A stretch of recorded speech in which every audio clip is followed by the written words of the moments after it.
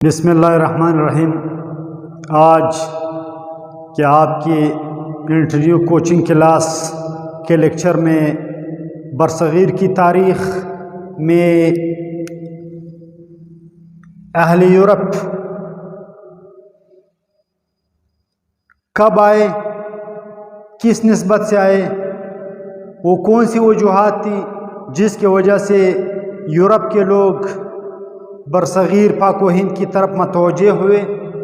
تو سب سے پہلے برصغیر پاک و ہند کی تجارتی پوزیشن کے حوالے سے سوال کیا جاتا ہے کہ برصغیر میں کس قوم نے تجارت کی غرض سے سب سے پہلے قدم رکھا، تو وہ مسلمان تھے۔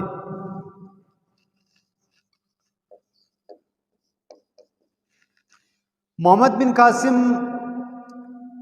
کے حملے اور فتوحات کے بعد ہندوستان کی برصغیر کی تاریخ میں مسلمان وہ پہلے بیرونی قوم سے تعلق رکھنے والے لوگ تھے جنہوں نے یہاں پر تجارت کی غرض سے بھی لینڈ کیا، سمندری راستے سے آئے۔ اس تجارت کے ساتھ ساتھ انہوں نے دین اسلام کی بھی خوب خدمت کی اور دین اسلام کو اپنے بہتر تجارتی اصولوں کے ذریعے پورے ہندوستان میں انہوں نے دین کی تبلیغ و ترویج کا کام بھی کیا۔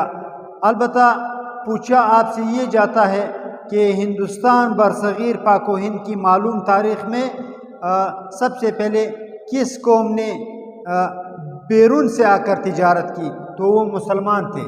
اور مسلمانوں کے حوالے سے پوچھا جاتا ہے کہ انہوں نے تجارت میں ہندوستان کی کس پروڈکٹ کو زیادہ اہمیت دی، تو وہ چاول اور کپڑا۔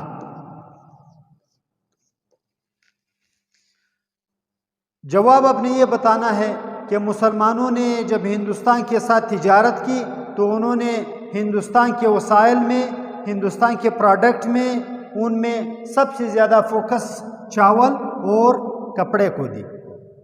عمومی طور پر ہندوستان کے حوالے سے یہ کہا جاتا ہے کہ بیرونی اقوام کے لیے ہندوستان کس نسبت سے مشہور تھا، تو ہندوستان کو سونے کی چڑیا کہا جاتا تھا، سونے کی چڑیا۔ یہی وہ نسبتیں تھیں جس کی وجہ سے افغانوں نے، جس کی وجہ سے ولندیزیوں نے، جن کی وجہ سے اہل آلینڈ نے، جن کی وجہ سے پرتگالیوں نے، جن کی وجہ سے انگریزوں نے ہندوستان پر مختلف حملے کیے، تو سب سے پہلے مسلمان وارد ہوئے جنہوں نے چاول اور کپڑے کو پروڈکٹ میں اپنا فوکس بنایا۔ ہندوستان سونے کی چڑیا مشہور تھا بزنس کے حوالے سے۔ ہندوستان کی تاریخ میں اہل یورپ میں سب سے پہلے پرتگال والوں نے، پرتگیز جن کو کہا جاتا ہے، پرتگیز نے یہاں پر لینڈ کیا۔ کہاں آئے؟ پہلی بات آپ سے راس امید کے حوالے سے سوال پوچھا جاتا ہے۔ راس امید کیا ہے؟ راس امید، اور اس کو انگریزی میں کیا کہتے ہیں؟ دا کیپ آف گڈ ہوپ، راس امید۔ سب سے پہلے اہل پرتگال یا پرتگیز جن کا دارالحکومت لزبن ہے، آج بھی ان کا دارالحکومت لزبن ہے، پرتگال کا دارالحکومت لزبن ہے۔ اہل یورپ کی تاریخ میں پرتگالی یا پرتگیز یا لزبن والے وہ پہلے مغربی افراد تھے جنہوں نے ہندوستان کے ساحلوں پر اپنا قدم رکھا، اور وہ کس راستے سے آئے؟ وہ راس امید کے راستے سے آئے، دا کیپ آف گڈ ہوپ جس کو کہا جاتا ہے۔ آپ سے پوچھا بھی جا سکتا ہے راس امید یا دا کیپ آف گڈ ہوپ۔ یہ براعظم افریقہ یہ براعظم افریقہ کی وہ آخری سمندری کنارہ ہے جس کو دریافت کیا گیا لزبن والوں نے، پرتگال والوں نے، واسکو ڈے گاما نے، جس کی وجہ سے مشرق یعنی ہندوستان تک اہل مغرب یا یورپین کا آنا آسان ہوا اور ان کی امید بن گئی کہ وہ ہندوستان جا سکتے ہیں اور وہ مشرق میں اپنا قدم رکھ سکتے ہیں، مشرق میں لینڈ کر سکتے ہیں۔ یعنی راس امید یا دا کیپ آف گڈ ہوپ یہ افریقہ کا مشرقی ساحلی علاقہ ہے، مشرقی آخری سمندری علاقہ ہے جس کو راس امید یا دا کیپ آف گڈ ہوپ کہا جاتا ہے۔ تو سب سے پہلے پرتگیز لزبن سے یہ لوگ روانہ ہوئے، کس کے دور حکومت میں؟ 1498 میں۔ 1498 کو بادشاہ ہنری کے دور میں آپ سے پوچھا جاتا ہے کہ لزبن یا پرتگال پر کس بادشاہ کی حکومت تھی؟ ہنری کی حکومت تھی، جن کی عہد حکومت میں ایک سیاح، ایک ٹورسٹ واسکو ڈے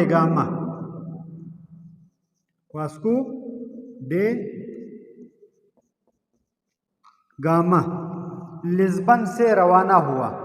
پرتگال کے دارالحکومت لزبن سے روانہ ہوا اور اس نے راس امید کو استعمال کرتے ہوئے، دا کیپ آف گڈ ہوپ کے کنارے کو استعمال کرتے ہوئے انہوں نے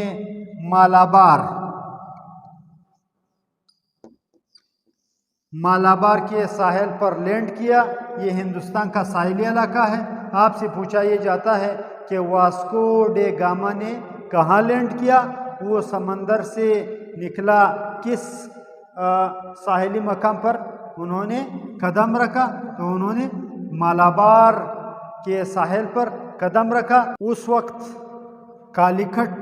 مالابار کے ساحل کو کالیکٹ کہا جاتا تھا۔ کالیکٹ یعنی کالیکٹ کے بندرگاہ پر انہوں نے قدم رکھا۔ آپ نے بتانا ہے کالیکٹ کے بندرگاہ پر قدم رکھا، جس کو آج کل مالابار کے ساحل کہا جاتا ہے۔ یہ ہندوستان کا مغربی ساحل ہے جس پر واسکو ڈے گاما اور ان کے ساتھیوں نے قدم رکھا۔ آپ سے پوچھا یہ جاتا ہے کہ واسکو ڈے گاما نے راس امید یا دا کیپ آف گڈ ہوپ کو استعمال کرتے ہوئے کس مسلمان ماہر سمندری حدود یا ٹورسٹ کی خدمات حاصل کی؟ ابن ماجد وہ شخص تھے، وہ ٹورسٹ تھے، وہ سیاح تھے جس کی خدمات کو حاصل کرتے ہوئے واسکو ڈے گاما نے یورپ سے ہندوستان کا ساحلی راستہ یا ہندوستان کا سمندری راستہ وہ دریافت کیا، اور اس طرح ہندوستان ان کی پہنچ میں آیا اور انہوں نے باقاعدہ ہندوستان کے ساتھ یا برصغیر کے ساتھ تجارت شروع کی۔ پوچھا آپ سے یہ جاتا ہے کہ جب یہ مالابار کی ساحل یا کالیکٹ کی ساحل پر اترے تو کالیکٹ یا مالابار پر کن کی حکومت تھی؟ ایک ہندو راجا ریموزن کی حکومت تھی۔ راجا ریموزن کے دور میں آپ سے یہ کہا جاتا ہے کہ کالیکٹ کے بندرگاہ یا آس پاس ساحلی علاقے میں راجا ریموزن کی حکومت تھی۔ یہاں پر مسلمان بھی آباد تھے۔ جی ہاں، یہاں پر بالکل مسلمانوں کی آبادیاں تھیں اور ان کی 2 مساجد تھی جہاں پر باقاعدہ جمعہ پڑھا جاتا تھا۔ یعنی مسلمانوں کی اتنی آبادی تھی کالیکٹ میں جس میں مسلمان باقاعدہ جمعہ ادا کرتے تھے۔ اس سفر کے حوالے سے آپ سے پوچھا یہ جاتا ہے کہ جب لزبن سے روانہ ہوا Vasco da Gama the Cape of Good Hope یا راس امید کے راستے کو استعمال کرتے ہوئے، تو وہ کتنے عرصے میں، کتنے ساحلی سفر کے بعد وہ کالیکٹ یا ہندوستان یا مالابار پہنچے؟ 9 مہینے اور 2 دن کا سمندری سفر کرنے کے بعد ابن ماجد کی سرکردگی میں وہ 9 ماہ اور 2 دن کے سفر کے بعد مالابار یا کالکٹ پہنچا اور راجہ ریموزن کے دربار میں حاضر ہوا۔ راجہ ریموزن سے انہوں نے ایک اجازت چاہی کہ پرتگیز یا پرتگالیوں کو سمندری تجارت کی اجازت دی جائے، اور راجہ ریموزن نے وہ تحفے تحائف قبول کیے سر ہنری کی طرف سے، جو ہنری بادشاہ نے بھجوائے تھے پرتگال کے بادشاہ نے، اور بالآخر انہوں نے تجارت کی اجازت بھی دی۔ تجارت کے ساتھ ہی 100 سال تک آپ سے یہ پوچھا جاتا ہے کہ اہل پرتگال، مغربی دنیا کے پرتگیز، انہوں نے کتنے سال تک ہندوستان کے ساتھ تجارت کی، یا ہندوستان کے سمندری تجارت پر یہ قوم قابض رہی؟ تو آپ نے بتانا یہ ہے 100 سال تک اہل پرتگال یہ ہندوستان کی سمندری تجارت پر قابض رہے، اور بالآخر ولندیزیوں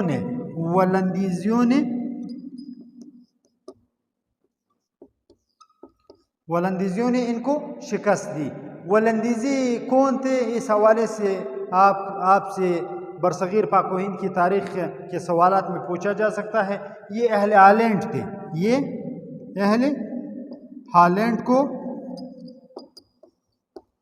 ولندیزی کہا جاتا ہے۔ جس طرح پرتگیز اہل لزبن یا پرتگال والوں کو کہا جاتا ہے، اسی طرح ولندیزی اہل ہالینڈ کو کہا جاتا ہے۔ یعنی اہل ہالینڈ والے، ہالینڈ کے انگریز وہ لوگ تھے جنہوں نے بالآخر پرتگیز سے ہندوستان کی تجارت سنیچ کر لی، ہندوستان کی تجارت ان کی پہنچ سے دور ہوئی، اور بالآخر انہوں نے ہندوستان کے مختلف راجاؤں اور مسلمان حکمرانوں سے تجارت کے غرض سے ملاقاتیں کی، اور تجارت ان کے ہاتھ میں آئی، اور بعد میں انگریزوں نے، برٹش نے ایسٹ انڈیا کمپنی کے حوالے سے یہاں پر اپنی تجارتی کوٹیاں قائم کی۔ ان ولندیزیوں یعنی اہل ہالینڈ کے علاوہ یہاں پر فرانسیسیوں نے بھی اپنے قدم جمانے کی کوشش کی۔ اہل فرانس بھی وہ مختلف راستوں سے ہوتے ہوئے راس امید کو یا دا کیپ آف گڈ ہوپ کو استعمال کرتے ہوئے وہ ہندوستان کے ساحلوں پر لنگر انداز ہوئے ان کے جہاز، اور یہاں پر انہوں نے مختلف جنگیں لڑی۔